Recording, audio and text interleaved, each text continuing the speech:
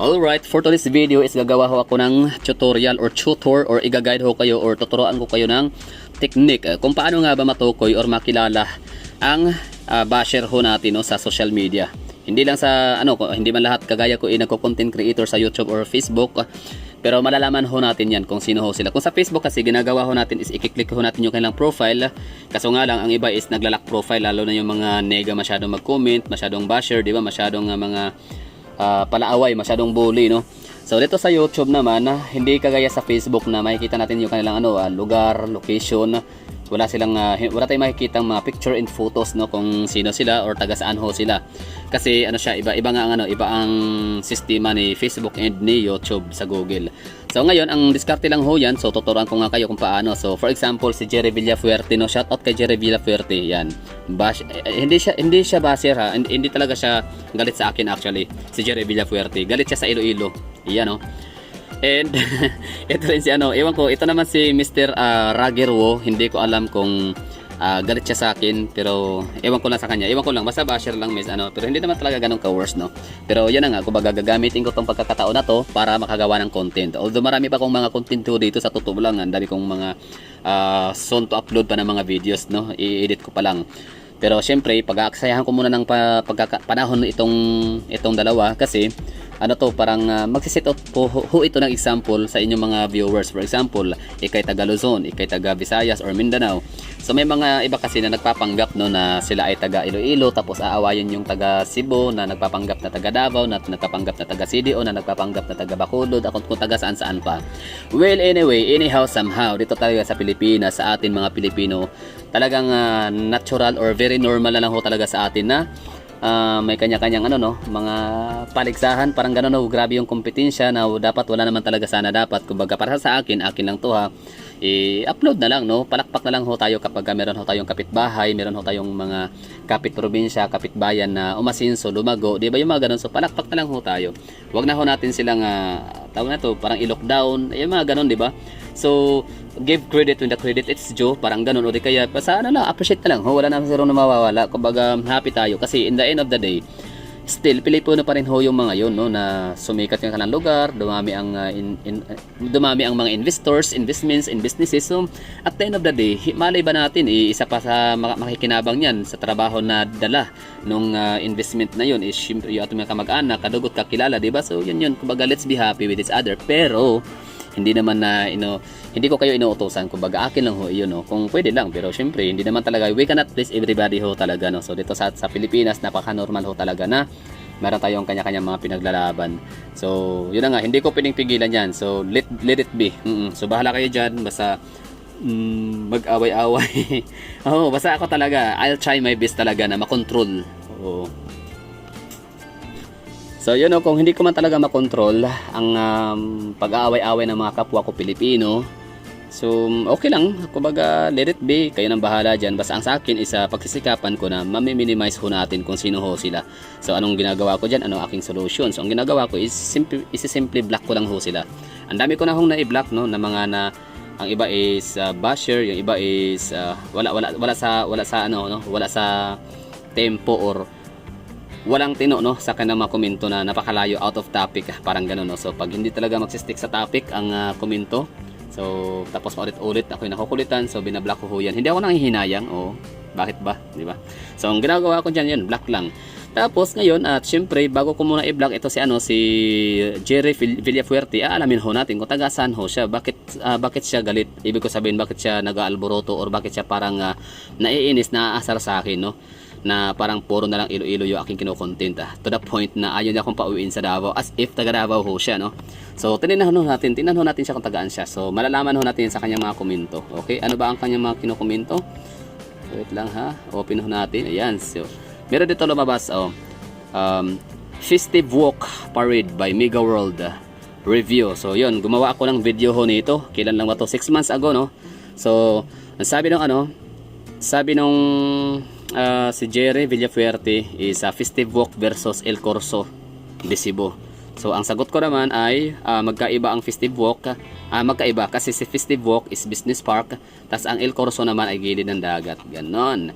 And Ano pa ba? Meron pa siya ibang komento dito. So, malalaman ho natin. Hindi ko sasabihin kung taga saan siya kasi maaaring ako magkakamali. No? Baka mali yung perception ko or yung aking, impression. So, ito pa. Iloilo City. Unique City, Festive Walk Parade. So, meron sabi dito, no? Hindi naman sukatan kung malambot ang lupa at height restriction ng building. Pwede naman maglagay ng concrete piles, either boring or precast. So, nag-comment, sabi ko, okay, yun kasi sabi nila sa Comsec. So, nag-comment naman dito si Jerry Villafuerte ulit, na sabi niya, Festive Walk, Iloilo versus El Corso de Cebu, alin ang maganda? So, parang gusto niya talagang ganong content, no, na mamili. Actually, hindi ko kailangang mamili kasi maganda parehas. Napakaganda ni Festive Walk ng Mega World sa Iloilo City, and napakaganda naman ni El Corso sa may SRP pa rin ba ang El Corso? Shout out mga Cebuanos dyan, no? So El Corso is ano pa rin ba siya? Part pa siya ng SRP? Posible, no? So yun, sa may ano ba? Sa ang El Corso, ano yan? Malapit yan siya sa may Philly Hotel and No Star Hotel and Casino. So parehas lang maganda, no? Magkaiba ang setup, magkaiba ang disenyo kasi si El Corso is ano siya, parang Baywalk style siya, para siyang sa SM ba? SM by the Bay, parang gano'n, no? I mean, SM MOA, Mall of Asia, gano'n, no? So gilid ng dagat, tapos ang konkrito, maganda ang mga disenyo ng mga tindahan, social, klase ang datingan, tapos yun, napakasulim niya pagka gabi, may pagka-araw, basta maganda siyang pasyalan, mapaaraw man o magabi, no? So ang nakakain ako doon ng nakatatlong balik na ako doon, tapos kumain kami 2 beses kasama yung nanay ko doon. So maganda ang ang El Corso sa may Cebu City. Tapos maganda rin syempre ang Festive Walk Mall kasi nasa siya, nasa business district, no? So parang siya, lifestyle mall, parang ganun. Basta maganda. So I don't have to choose. 'Di ba? Hindi kailangan mamili kung alin mas maganda. Kung we can have both naman, 'di ba? Maganda naman talaga parehas.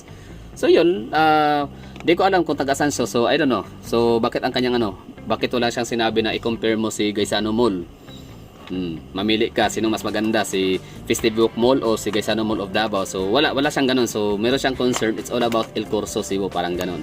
Okay, so balikan naman natin yung isa, yung kasama niyang nagsabi na nagkomento din, no, medyo bashing din to. Iwan ko kung bashing ba to, pero ako talaga sa totoo lang, sabihan niyo ako, hindi ako apektado talaga sa mga pambabash. Although ibig ko sabihin, hindi ko yung tinitake personally. Kumbaga, I let it be, na ganun talaga, kanya-kanya talaga may opinion, no? Pero yun nga lang, kapag since ako yung master, I am the master of my domain, I am the owner, I am the content creator, I am the producer, I am the vlogger, ano matawag sa kiba, sa akin lahat, no? Akin lahat ng to, kumbaga, idea ko to lahat, no? With all my expenses, with all my idea, akin to lahat, no? So effort ko to, channel ko to, so walang makakapigil sa akin kung ano mang gusto kong gawin. Although welcome lahat ng mga suggestions and recommendations, and I open din naman sa mga corrections, which is talagang ini-encourage ko yung lahat, no? Pag mayroon akong mga sinabing maling interpretation, maling mga perceptions, mga maling terminology na ginagamit, maling mga salita, no? Or tawag nito, mga pangalan. So let me know in the comment box, so i-correct nyo ko. So yun lang naman tayo dito sa konti lang tayo, no? 13,000, sa iba marami na to, pero para sa akin 13,000 is lang yan, konti lang ho yan, hindi ho yan ganun kalaki. Kaya yun, basta lahat ng shows, no? Perceptions, interpretations, assumptions, maling mga pronunciations, maling dictions, basta may yung tions na dyan, no? So kayo nang bahala, basta let me know in the comment box. So I encourage you, no, na i-share ang inyong mga kaalaman dyan sa akin, para naman ang inyong abang likod ay meron ding karagdagang kaalaman. Sabi nga nila, every day is a learning process, ano? So don't stop na mag-learn, di ba? So patuloy ang pagtutuklas ng mga bagong kaalaman. Ganun lang yun, no? So yun, okay na ba? Nasagot ko na ba yung or nagawa ko ba yung ating pinaka-agenda for today's video, para tukuyin kung saan or saan ang galing ang basher ho natin, no? Kung ano ang kanyang ethnicity or tribes, kung taga saan ho sila. Pero yun lang naman, wala problema, no? Basta wag lang, don't take it personally, no? Kung pag sinabing pangit ang Davao, akin to, for example, parang hindi, kasi alam ko tayo ang nakakaalam. Tayo ang nakakaalam sa ating sarili, sa ating lugar, kung ito ba talaga maganda o hindi. Parang ganun lang, no? So pero ako, hindi ko naman sinabing gawin nyo to, akin to kung ako lang, hindi naman kasi lahat ng tao pare-pareha, diba? Hindi tayo magkaparehas, iba ako, iba rin kayo. So para sa akin, pag sinabihang pangit ang Davao, well, bigyan mo ko ng pagkakataon na mag-explain kasi I bet to disagree talaga, no? Na Davao City is indeed a beautiful city din. Kaso nga lang, hindi siya ganun kaganda. Yes. Kung ikumpara, di ba? Ganun 'yan eh. Maganda talaga. Sorry mga kagalang taga Davao, ha? Kung medyo kayo sa akin, medyo nagkakaroon kayo ng sama ng loob, pero wala maganda talaga si Iloilo City. Take it or leave it. Wala akong magagawa, ganun talaga. Mahal ko ang Davao City, maganda ang Davao City, napakalinis, consistent, no? Yung ating street sweepers, yung ating LGU talaga na mag-funding sa hindi man sa beautification pero sa cleanliness talaga, no? Laging pinapanatili na malinis yung ating mga kanal, yung ating mga creeks, yung ating mga sidewalks, mga ganun, no? So hindi man ganun ka-beautify, hindi tayo ganun ka-artistic when it comes to mga kalsada, mga painting, mga murals. Wala ang layo natin sa Iloilo City. Mantagin mo sa Iloilo City yung tulay nila, di ba? No boring, hindi boring ang kanilang mga tulay. Simpleng sidewalk, simpleng tulay. May mga bulaklak talaga sa gilid, di ba? May mga basta ang ganda ng mga bulaklak, ang ganda ng ng mga bush greenery, no? Mga lush greenery ho nila. Ang ganda na kanang mga tulay, talagang may coloring talaga, may mga painting. So yun, sa Davao City, kahit napuntahan natin yung lugar natin, wala tayong ganun. Pero malinis ang Davao City. Maganda ang Davao City, yes, lalo na ang ating majestic Mount Apo, di ba? Ang ganda ng ating skyline, napakalawak, napakalapad, greenery din, no, ang Davao City. Fresh air din siya, in fairness. Kahit pa sa sobrang dami na ng tao sa Davao, still we nailed it pa rin, no, when it comes to cleanliness is next to godliness. So yun na siguro. So yung basher natin dyan, syempre ito si Jerry Villaferte, na natin to, ibablock na ho natin to, no, para hindi na siya makapag-comment pa. So wala na siyang chance. Yun lang. Tapos si si Roger Wo, sabi niya mahina ang view sa Davao kasi boring mag-vlog. Ganun talaga, di ba? So wala magagawa. Wala akong dapat i-improve. Kung meron man akong dapat i-improve sa sarili ko, yun yung kaalaman na makapagsabi ako ng mas tama talaga ng mga based on facts, ng mga informations, and at the same time, wag akong magsabi ng hindi maganda, no. Hindi na kailangan maging tactless, parang ganun. Kumbaga appreciate na lang. Kung hindi maganda yung isang lugar, wag ka na lang magsalita kasi masasaktan lang din sila, di ba? Or pwede rin kumbaga pwede ka mag-comment, pwede ka mag-real talk, pero in a nice manner or in a nice way, di ba? Yung maganda ang pagka-deliver na hindi sila talaga masasaktan, yung dudugo ang puso. Parang ganun lang. So, we have to be nice. Bye-bye.